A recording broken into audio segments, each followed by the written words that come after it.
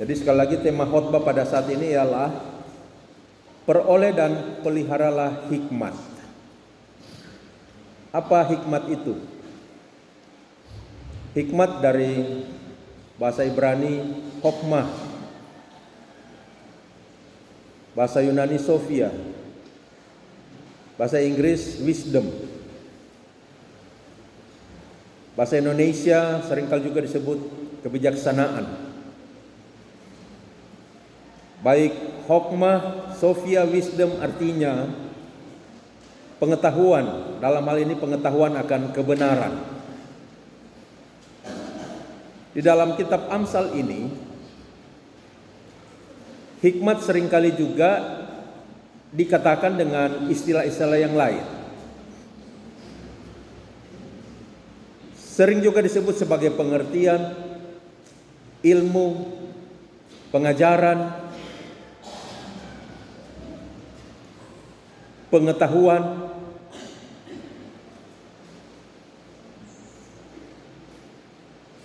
Dan dalam kitab Amsal ini hikmat dipertentangkan dengan kebodohan, kebebalan, kehidupan di dalam dosa,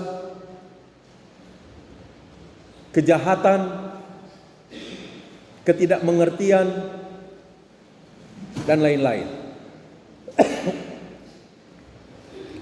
Maka dilihat dari segi arti harafiah tadi dan kata-kata yang lain yang dipakai untuk menunjuk pada hikmat,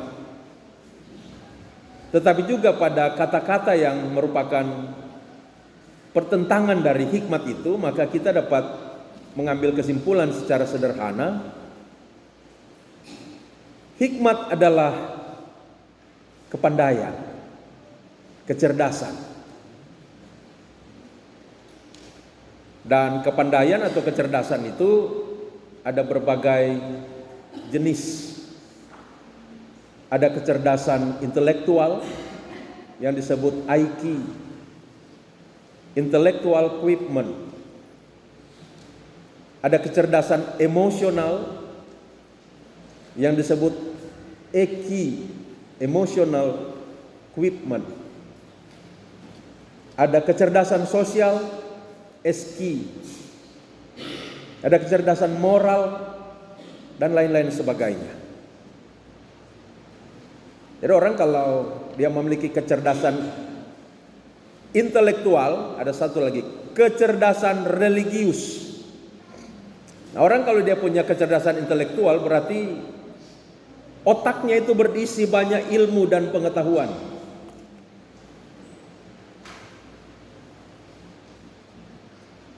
Dan kalau dia juga memiliki kecerdasan emosional, berarti dia adalah orang yang mampu mengendalikan emosi.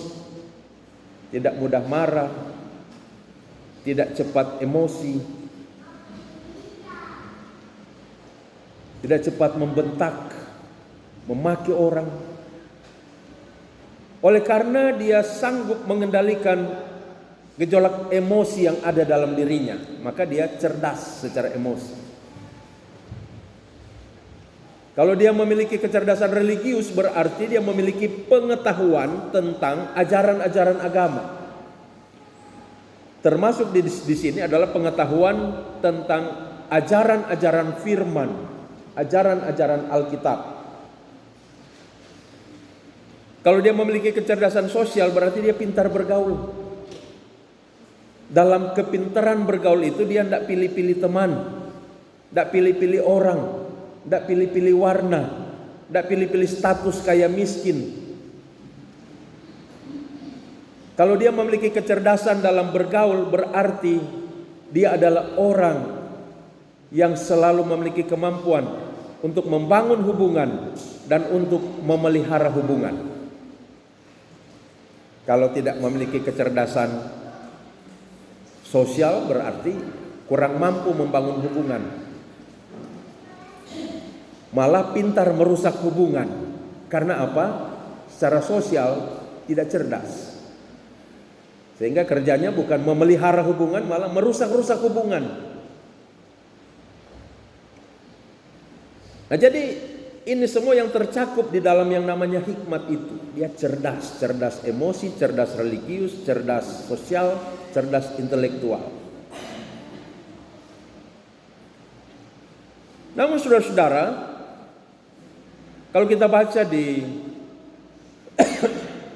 kitab Yakobus 3 ayat 13 sampai 18 tadi, hikmat itu ada hikmat ilahi, hikmat yang dari atas, hikmat yang dari Tuhan. Ada hikmat manusia, ada hikmat dunia, ada hikmat setan-setan. Hikmat setan-setan itu seperti apa? Oh, jangan lewat di situ, tanpa baspok di situ. Dari di situ udah pernah cilaka akang. Kong tuh udah cilaka di situ, babat tunjung di situ. Nah, ini hikmat setan-setan. Maksudnya apa? Maksudnya setan mengembangkan suatu pemikiran di dalam pikiran kita manusia, bahwa orang yang sudah meninggal itu bisa menampakkan diri dan bisa mengganggu orang yang masih hidup. Tujuannya apa? Melemahkan iman. Tujuannya apa? Meruntuhkan iman. Jadi iblis senang sekali menakut-nakuti orang, antara lain dengan kepercayaan-kepercayaan setan-setan seperti itu. Natal 25 Desember, 24 Desember pergi dikubur. Bawa tuh yang so meninggal dikubur di situ, pe kesukaan. Aduh, dia suka kukis daun, bawa kukis daun 1 toples. Kenapa kasihangan pe kesukaan kukis daun? Kita bawa DP pail rupa daun pisang. Donat ngana suka sekali kita bawa napa donat rupa bolo oto. Hikmat setan-setan. Kalau mau keluar pintu kong babunyi cicak, tunggu sadiki. Tahyul-tahyul itu bagian dari hikmat setan-setan. Hikmat dunia seperti apa? Ada yang positif, ada yang negatif, karena dunia sudah jatuh di bawah kuasa dosa. Seperti time is money, waktu adalah uang. Biar hari Minggu jam ibadah mencari, karena time is money. Tidak mengenal time is worship. Waktu adalah untuk beribadah. Ada waktu-waktu untuk beribadah. Tidak kenal. Ini hikmat dunia.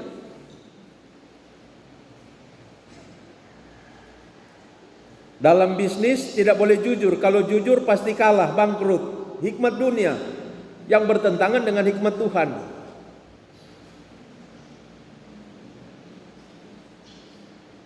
Hikmat manusia apa? Sama, ada negatif, ada positif. Negatif karena manusia sudah jatuh di bawah kuasa dosa. Positifnya apa? Dari akal budi, sebuah perangkat yang Tuhan ciptakan, taruh di dalam kepala manusia. Manusia bisa menciptakan banyak hal. Dan lihatlah kemajuan budaya, teknologi, ilmu, pengetahuan yang terjadi di dunia zaman sekarang ini. Ada pesawat tempur yang kalau dia mau terbang, tidak perlu ambil ancang-ancang, langsung saja dari tempatnya dia langsung naik pelan-pelan, suaranya tidak kedengaran, sehingga disebut pesawat siluman, pesawat pengintai. Bisa mengudara tinggi sekali, mengintai dari atas bagaimana keadaan dari musuh. Canggih sekali saudara-saudara. Tidak terdeteksi oleh radar. Lihat saja ponsel,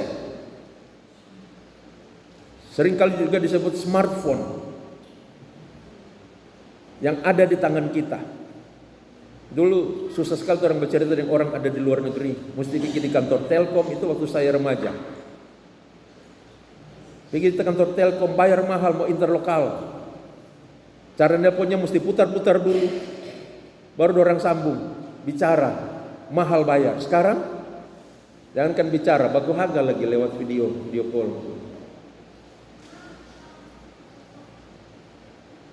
itu tercipta oleh karena hikmat yang ada pada manusia. Lihatlah sekarang yang namanya AI. Apa AI? Artificial Intelligence. Artificial artinya apa? Halo? Buatan, palsu. Kalau di luar orang udah bunga bougainville, ini bunga asli. Di depan sini kita lihat bunga plastik, namanya bunga artifisial. Bunga buatan. Artifisial artinya buatan. Ya, karena itu palsu, bukan yang sebenarnya. Artificial intelligence. Sehingga arti dari satu kata, orang ketik saja di aplikasi AI. Dia jelaskan artinya. Dia tulis di situ sehingga banyak sekarang mahasiswa gampang sekali bikin skripsi. Ya pakai AI, walaupun dilarang. Melanggar undang-undang ilmu pengetahuan pendidikan.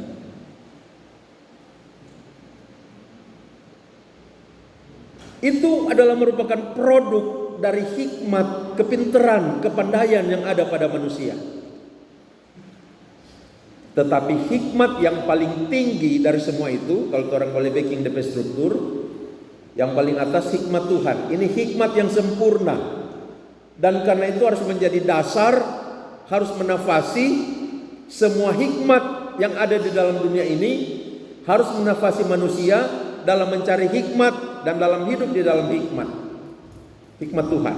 Baru di bawah hikmat Tuhan ada hikmat manusia, di bawah hikmat manusia ada hikmat dunia, di bawah hikmat dunia ada hikmat setan-setan.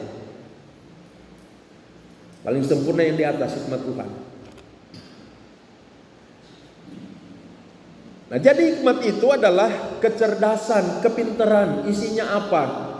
Isinya adalah pengetahuan. Isinya adalah karakter yang baik. Isinya adalah kecakapan. Karena itu hikmat juga seringkali disebut dengan kecakapan dalam kitab Amsal ini. Keahlian. Saudara-saudara, di sekitar tahun 900-an muncul tren hikmat di Israel. Tren artinya kecenderungan. Apalagi istilah lain dari tren, kecenderungan. Sesuatu yang sedang menjadi viral itu tren.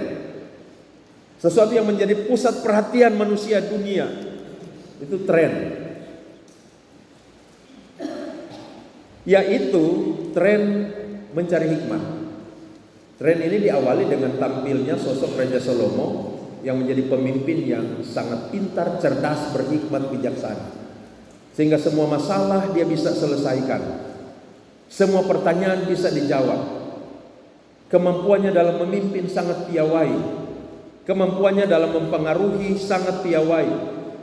Kemampuannya dalam mengajar, menuntun, memimpin, membimbing rakyatnya untuk hidup benar sangat luar biasa. Kenapa? Karena suatu ketika Tuhan memberikan pilihan kepada Salomo. Salomo, kamu boleh minta satu hal kepadaku. Apa yang kamu minta akan kuberikan kepadamu. Lalu Alkitab mencatat Salomo tidak minta kekayaan, Salomo tidak minta uang yang banyak, Salomo tidak minta kekuasaan yang sangat besar. Yang Salomo minta apa? Hikmat. Pintar sekali Salomo. Karena kalau dia punya hikmat, dia bisa menjadi kaya. Karena kalau dia punya hikmat, dia bisa menjadi sejahtera. Karena kalau dia punya hikmat, dia bisa punya kekuasaan yang tinggi. Dia bisa punya segala-galanya kalau punya hikmat. Ya contoh, kalau orang yang tidak punya hikmat, ya orang setengah mati cari doi. Maka kalau orang punya hikmat, doi yang cari-cari buat orang. Contoh juga anak-anak yang pintar. Bukan orang tuh cari-cari beasiswa tuh cari-cari pada orang. Karena itu belajar baik-baik jadi anak-anak pintar. Perguruan tinggi yang cari-cari, tawar-tawarkan beasiswa. Doi itu ya kedus pada orang. Kalau pintar, kalau berhikmat. Itu contoh kecil saja. Jadi itu hikmat. Kalau orang berhikmat, masalah apapun dia bisa pecahkan, dan bagaimana dia harus hidup, dia bisa tahu dan dia bisa terapkan. Orang kalau punya hikmat. Maka Salomo yang mendapatkan hikmat yang luar biasa yang daripada Tuhan, menjadi pemimpin yang sangat diidolakan pada waktu itu oleh karena kecerdasannya yang luar biasa. Dari situlah muncul tren hikmat pada zaman itu, di mana orang-orang ingin sekali belajar untuk mendapatkan hikmat. Muncul guru-guru hikmat, orang tua membawa anak-anaknya untuk belajar pada guru-guru hikmat, supaya menjadi orang-orang yang berhikmat, yang bisa berguna di tengah-tengah masyarakat, orang-orang yang bertanggung jawab, bisa terpakai dalam segala lini kehidupan, dalam pekerjaan, dalam mencari nafkah, bisa mapan hidupnya, bisa sejahtera, dan bisa berbahagia. Oleh sebab itu, kalau ada hal yang kita butuhkan dalam hidup ini, kita belajar dari Salomo.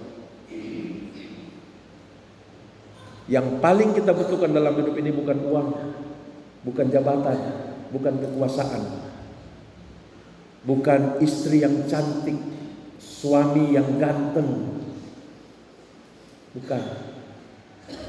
Yang kita butuhkan dalam hidup ini adalah hikmat. Itu yang paling kita butuhkan. Dari rating kebutuhan dari atas sampai bawah, paling atas nomor 1 itu, yaitu hikmat. Dan ingat selalu hikmat itu ada tingkatannya. Mulai dari hikmat Tuhan. Hikmat Tuhan itu terdapat di dalam Alkitab Kejadian sampai Wahyu. Alkitab ini berisi hikmat Tuhan. Hikmat Tuhan itulah firman Tuhan. Firman Tuhan pernah menjadi manusia yang namanya Yesus. Karena itu dalam teks yang kita baca ini semacam ada nubuat di dalamnya, karena pengamsal mempersonifikasikan hikmat itu. Personifikasikan artinya mengumpamakan hikmat itu sebagai person, sebagai orang. Sehingga dikatakan, kalau engkau memeluk dia, maka dia akan mengalungkan bunga di lehermu bagaikan orang. Itu artinya personifikasi. Ada gaya bahasa yang namanya gaya bahasa personifikasi. Contoh, nyiur melambai-lambai, itu personifikasi. Kan yang melambai orang, bukan barang mati seperti itu. Jadi bagaikan orang yang melambai-lambai, demikian nyiur melambai-lambai, itu gaya bahasa personifikasi. Pengamsal juga memakai gaya bahasa personifikasi yang menganggap, memandang, memisalkan. Amsal artinya misal. Memisalkan hikmat itu seperti orang. Yang penting untuk kita cari, yang penting untuk menjadi sahabat kita, yang penting untuk menjadi pendukung kita, akan mendukung kita sehingga kita menjadi orang yang sukses. Dan betul, suatu ketika sang hikmat benar-benar menjadi person, menjadi seseorang, menjadi manusia. Dialah Yesus. Karena itu Yesus adalah sosok yang hikmatnya sempurna. Pengajaran-pengajarannya adalah hikmat yang sempurna bagi kita. Mencari hikmat, cari dari Yesus. Nah, saudara-saudara sudah melihat betapa hikmat itu merupakan kebutuhan utama dalam hidup kita. Mengapa? Mengapa hikmat itu menjadi kebutuhan utama bagi kita? Ada 3 alasan. Yang pertama, oleh karena dunia ini adalah dunia yang sudah jatuh di bawah kuasa dosa. Kondisi dunia yang sudah jatuh di bawah kuasa dosa adalah kondisi dunia yang nilai-nilai kebenarannya sudah menjadi kabur, bahkan hilang. Sehingga sulit bagi kita manusia dalam dunia yang sudah jatuh di bawah kuasa dosa ini menentukan standar kebenaran. Mana itu betul dah, Yang sana bilang begini, yang sini bilang mesti begini. Mana itu betul? Standar kebenarannya sudah kabur. Kejahatan terjadi di mana-mana. Benar jadi salah, salah jadi benar. Nah, oleh sebab itu kita membutuhkan hikmat yang daripada Tuhan, agar supaya kita bisa memiliki kemampuan untuk menilai segala sesuatu dan menentukan mana yang benar, mana yang salah, mana yang baik, mana yang jahat berdasarkan hikmat yang daripada Tuhan, yaitu firman-Nya. Alasan yang kedua, mengapa kita membutuhkan hikmat? Karena kita juga adalah manusia yang berdosa dan manusia yang terbatas. Karena berdosa dan terbatas, kita seringkali sulit menentukan arah. Kita seringkali salah jalan, salah mengambil keputusan, keliru menentukan pilihan. Karena itu kita membutuhkan hikmat yang daripada Tuhan. Yang oleh karena hikmat itu, maka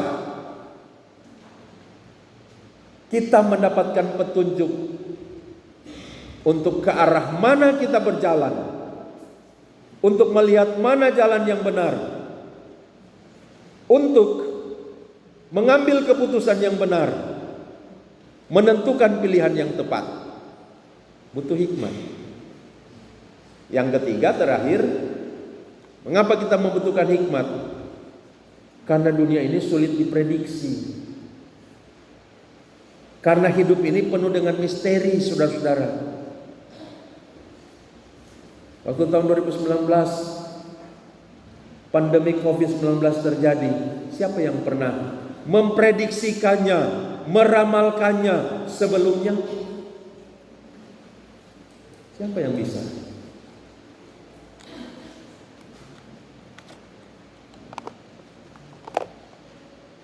Dalam dunia ini ada banyak hal yang muncul, ada banyak hal yang hilang, yang tidak pernah dapat diprediksikan. Walaupun oleh hikmat manusia ada yang mulai memprediksikan, ada yang bisa memprediksikan kondisi ekonomi bangsa dan negara Republik Indonesia tahun 2026 seperti apa. Oh bagus, ada peningkatan ekonomi. Oh nanti akan sulit, karena akan terjadi hal-hal seperti ini. Gejolak politik, di mana orang-orang menuntut DPR dibubarkan, masih akan berkelanjutan sampai 2026. Pertarungan di dalam kabinet antara Menteri Keuangan dengan menteri-menteri lain, warisan dari kekuasaan yang lama masih akan berlanjut. Karena itu sulit investasi-investasi dari luar akan masuk ke dalam negeri kita. Bisa ada prediksi-prediksi seperti itu. Tetapi sesuatu yang lain bisa saja terjadi.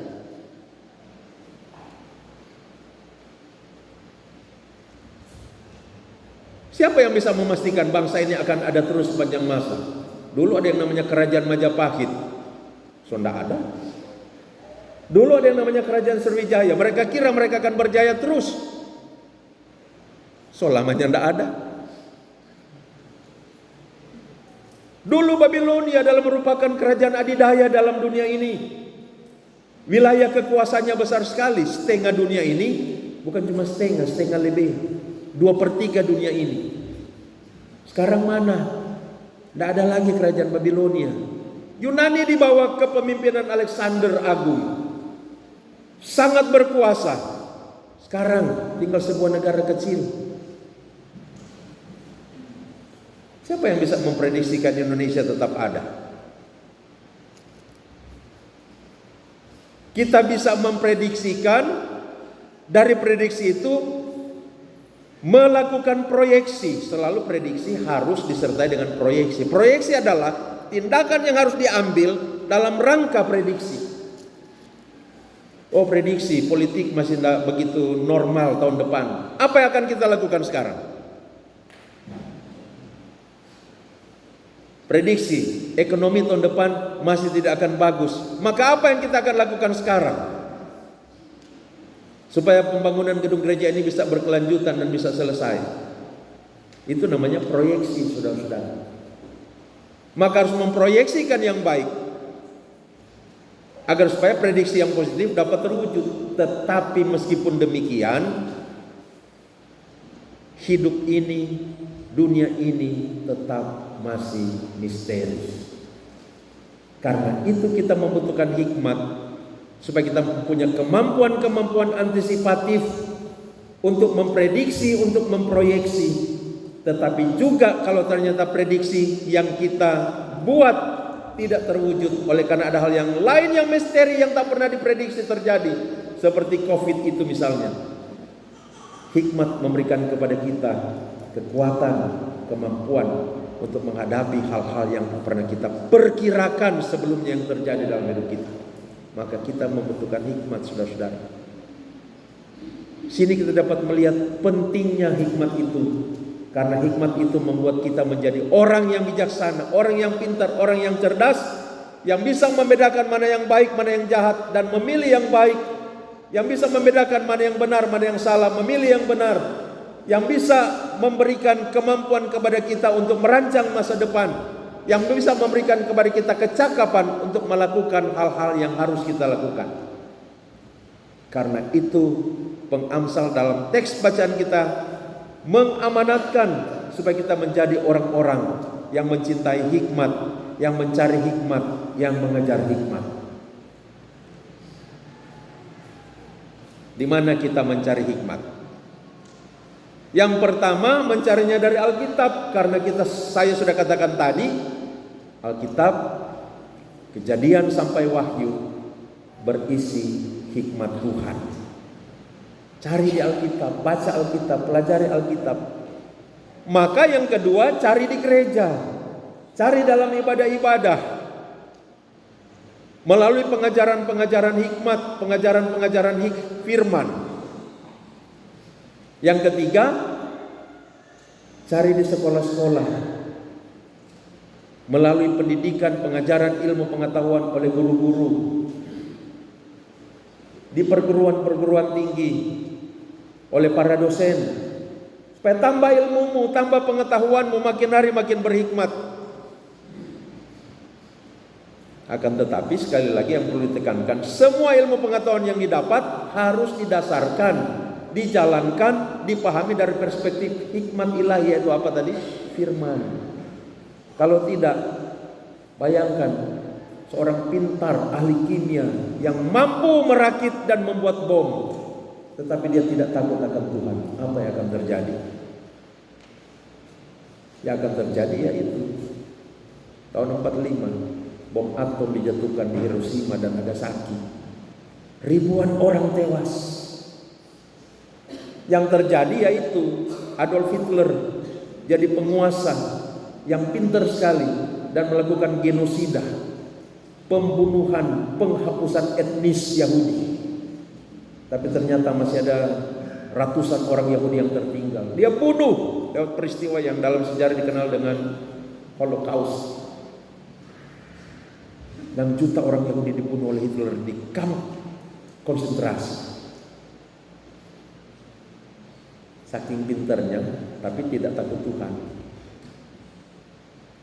Maka ingat selalu, hikmat yang terpenting adalah hikmat dari Tuhan yang harus menjadi dasar yang dipakai untuk meninjau ilmu pengetahuan yang kita cari, yang kita peroleh di sekolah, di perguruan tinggi. Di mana lagi cari hikmat selain di sekolah, di perguruan tinggi? Di media online, saudara-saudara. Jangan kira orang sarjana kalau cukup ilmu pengetahuan. Masih banyak. Saya katakan pada pelayan dalam PA, saya makin membaca, makin saya sadar ternyata makin banyak yang saya tidak tahu.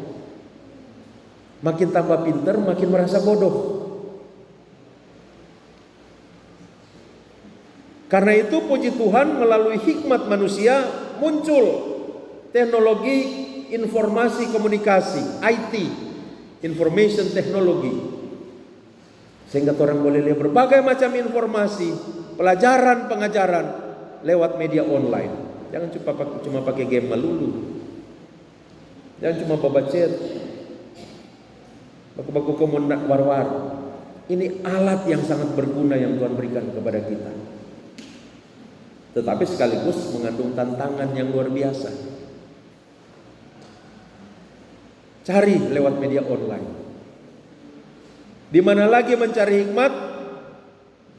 Dalam realitas kehidupan sehari-hari, belajar dari pengalaman diri kita sendiri, belajar dari pengalaman orang lain. Pernah dengar istilah deja vu? Belajar dari orang-orang sukses, itu maksud deja vu. Deja vu itu sebenarnya secara rapi artinya gejala jiwa, di mana alam bawah sadar mengangkat kembali pengalaman memori yang pernah dialami di waktu yang lalu tentang hal-hal yang baik, hal-hal yang positif. Tapi kemudian dikonotasikan pada melihat role model dari orang-orang sukses, pengalaman orang-orang berhasil, pengalaman para CEO, pengalaman para manajer, pengalaman para direktur. Itu yang dimaksud dengan deja vu. Untuk kita ikuti, contohi, teladani dalam hidup ini. Dapat ilmu dari pengalaman orang, tapi juga belajar dari pengalaman sendiri. Belajar itu bisa terjadi dari dua hal. Secara rasionalisme, yaitu berpikir. Sana ada pisau. Ini pisau kalau kita pakai bermain sembarangan bisa membuat kita petangan tak iris, bisa membuat kita celaka. Berarti hati-hati kalau pegang pisau. Ini ilmu yang didapat dari rasio, abstraksi, berpikir. Tetapi juga yang kedua, pengetahuan yang didapat lewat pengalaman. Yaitu main-main pisau sembarangan, tiba-tiba aduh ya sotablah, tak iris, badara, dapat pengalaman. Ternyata tidak boleh sembarangan main pisau. Sembarangan main pisau bisa mencelakakan diri. Itu dua cara belajar. Mendapatkan pengetahuan lewat berpikir, mendapatkan pengetahuan lewat pengalaman. Yang satu namanya rasionalisme, yang satu namanya empirisme. Termasuk belajar dari kesalahan-kesalahan supaya dapat pengetahuan. Nah, saudara-saudara, dalam teks yang kita baca tadi, kita boleh memperhatikan kata-kata atau kalimat-kalimat imperatif. Imperatif artinya perintah. Seperti dengarkanlah, perhatikanlah, janganlah meninggalkan petunjuk, memegang, berpeganglah, raihlah, dan seterusnya.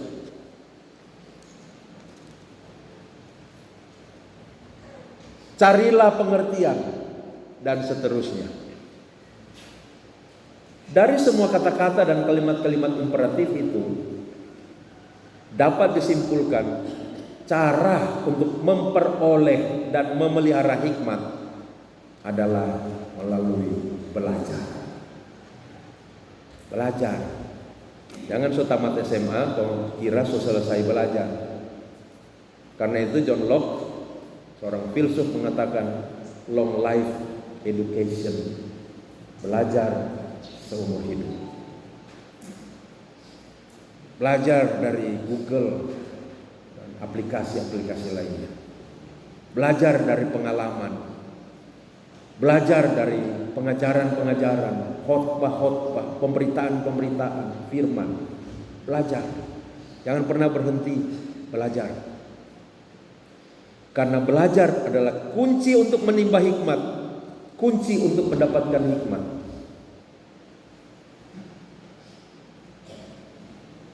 Dan belajar itu berarti melibatkan akal budi, pikiran, nalar. Kalau tidak melibatkan akal budi, ya bukan belajar. Mencari hikmat itu melibatkan akal budi, pekerjaan akal budi. Saya kira ini hal yang penting untuk kita pikirkan. Oleh karena di sekitar kita di media sosial, media online, ada ajaran-ajaran yang mempertentangkan dengan iman dan akal budi. Menjadi orang beriman harus menjadi orang yang berhikmat. Orang berhikmat adalah orang yang menggunakan akal budinya untuk belajar mengembangkan diri, makin hari makin menjadi orang berhikmat.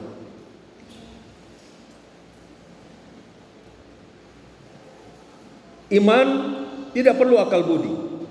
Ada ajaran-ajaran itu di sekitar kita, di media online. Sehingga ada satu orang, satu bapak, dia sedang membangun rumah. Oleh karena dia hendak membangun rumah, dia sudah dapat pinjaman dari bank 500 juta. Hendak dipakai anggaran pinjaman ini untuk bangun rumah bagi keluarganya. Lalu karena dia juga adalah seorang yang suka mengikuti kelompok-kelompok doa, persekutuan-persekutuan doa yang di luar gereja, ya, apa istilahnya itu, persekutuan-persekutuan doa yang di sekitar gereja, yang bukan merupakan bagian dari gereja. Lalu dia minta agar supaya hamba Tuhan dan orang-orang yang berdoa di kelompok doa itu mendoakan upaya pembangunan rumah mereka yang sudah sementara hendak dimulaikan.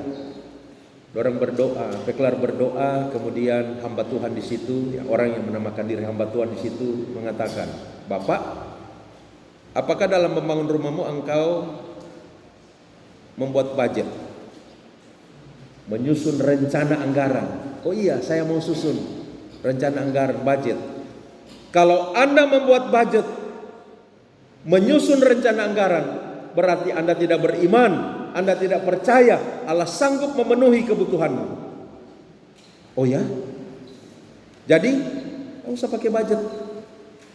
Dia ikut, saudara-saudara, membangun tidak pakai budget.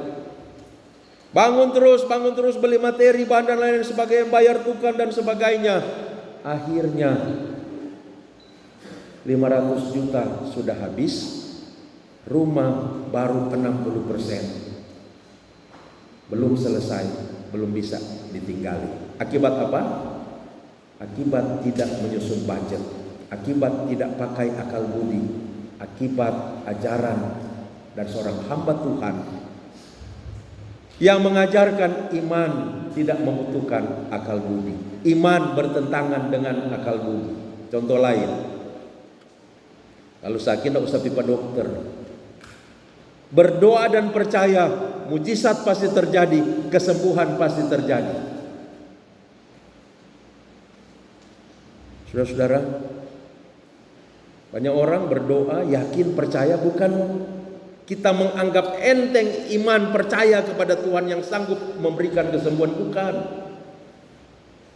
Tuhan memang sanggup melakukan mujizat, Tuhan sanggup memberikan kesembuhan, Tuhan sanggup untuk menyelesaikan setiap persoalan, memberi solusi terhadap setiap masalah, sanggup Tuhan. Tetapi Tuhan tidak selalu bekerja dengan cara seperti itu, dengan cara mujizat, dengan keajaiban. Kita boleh minta, tapi kita tetap berserah, terserah Tuhan mau lakukan dengan cara apa. Boleh mau umur sampai 75, 80, akhirnya cuma berdoa-berdoa, nyandak pergi ke dokter, 60 so game over. Karena sakit, saudara-saudara. Karena sakit. Kurang hikmat. Oh, ada itu hikmat manusia. Sakit tidak usah pergi ke dokter, pergi jumpa tukang bauru. Oh Tuhan, asam urat pun dia gastrak. Babataria kanyanda, bukan tambah bahaya, tambah sakit.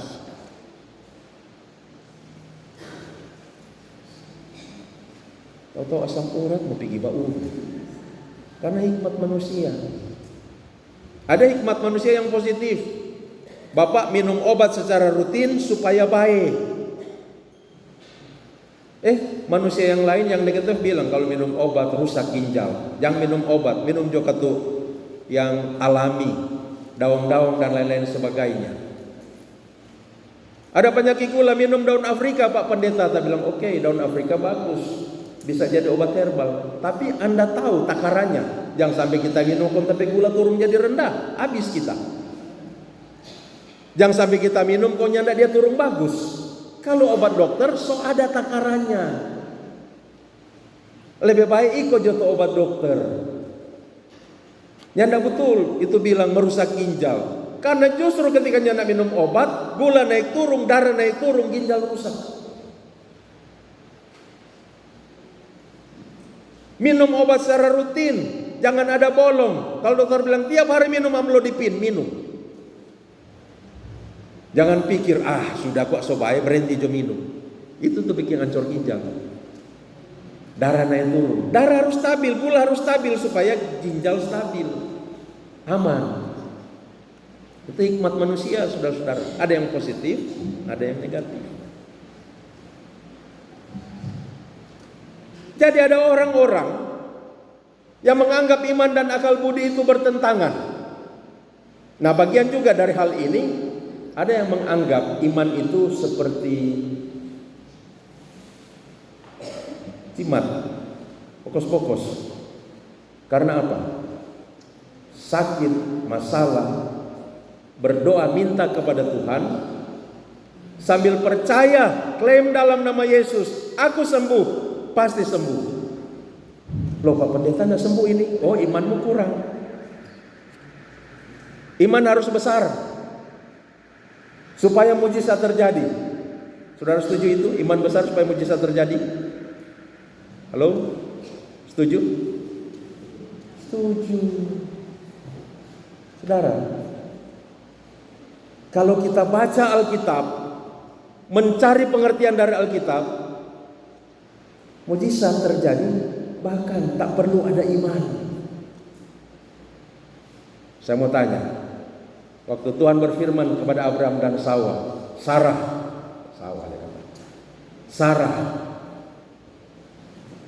kalian akan dapat keturunan, Sarah akan mengandung, melahirkan seorang anak. Sarah waktu itu sudah mati pucuk, tidak ada haidnya lagi, saudara-saudara. Lalu apa reaksi Sarah? Dia tertawa, sehingga ketika Ishak lahir diberi nama Ishak. Ishak artinya anak guru sekolah itu. Artinya Ishak tertawa. Apa? Mengandung. Ada iman tak? Ya pandang enteng, mana mungkin.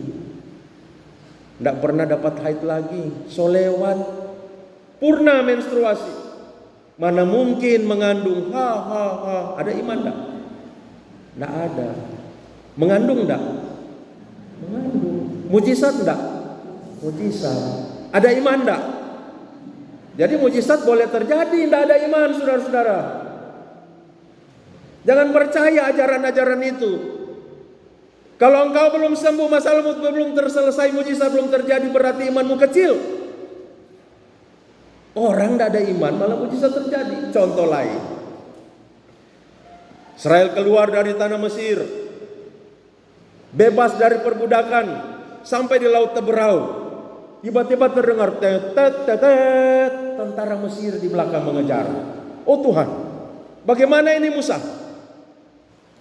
Apakah mereka berkata, haleluya, puji Tuhan Allah kita sanggup melakukan segala perkara, pasti laut terbelah menjadi dua. Apakah seperti itu yang mereka katakan? Apa yang mereka katakan? Musa, laut di depan, di belakang tentara Mesir. Engkau mau membuat kami mati sia-sia di sini? Dasar kau pemimpin yang tidak punya akal. Bawa kami kembali ke Mesir. Tidak ada iman, saudara-saudara. Lalu laut Teberau terjadi tidak mujizat? Terjadi. Musa, ya Tuhan, sentuhlah air laut Teberau itu dengan tongkatmu. Apa yang akan terjadi Tuhan? Lakukan saja. Dia sentuh. Laut Teberau terbelah menjadi dua. Mujizat enggak? Mujizat. Ada iman enggak Israel sehingga mujizat terjadi? Enggak ada. Kalau Tuhan mau melakukan mujizat, itu berdasarkan kehendak bebasnya, free will-nya, kuasanya, rencananya. Mujizat tidak tergantung pada iman manusia. Kita boleh minta Tuhan, lakukan mujizat-Mu boleh, tapi jangan memiliki iman yang kemudian mengira bahwa kalau saya punya iman yang besar, saya pasti mengalami mujizat. Kan saudara-saudara, itu ajaran-ajaran di sekitar kita karismatik di persekutuan-persekutuan doa.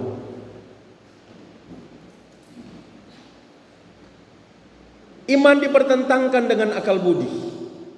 Iman dianggap seperti mujizat. Lalu ada juga ajaran yang memandang iman tidak membutuhkan doktrin, ajaran.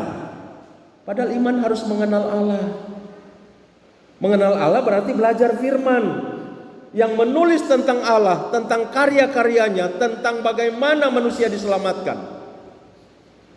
Maka harus belajar doktrin, harus tahu doktrin. Tapi ada yang mengajar, beriman itu tidak memerlukan doktrin, tidak memerlukan ajaran gereja. Yang penting percaya saja Allah kita sanggup melakukan segala perkara. Dia Allah yang perkasa, Allah yang luar biasa. Percaya saja itu. Hello. Itu namanya iman yang buta, saudara-saudara. Karena itu iman membutuhkan akal budi. Dari akal budi kita menimba hikmat, kita belajar firman Tuhan, kita belajar segala sesuatu supaya makin hari kita makin berhikmat. Sekali lagi, yang paling pokok adalah hikmat Tuhan, hikmat dari atas. Kita harus mempelajari ilmu pengetahuan, belajar hal-hal yang umum. Belajar dari pengalaman, belajar dari Google, belajar dari media online, belajar dari buku, banyak membaca dan lain sebagainya. Tapi yang paling penting, lebih banyak lagi belajar dari firman Tuhan. Terpujilah Kristus. Amin. Silakan untuk puji-pujian dari yang berulang tahun, yang kedua dari katekisan atau peserta katekisasi.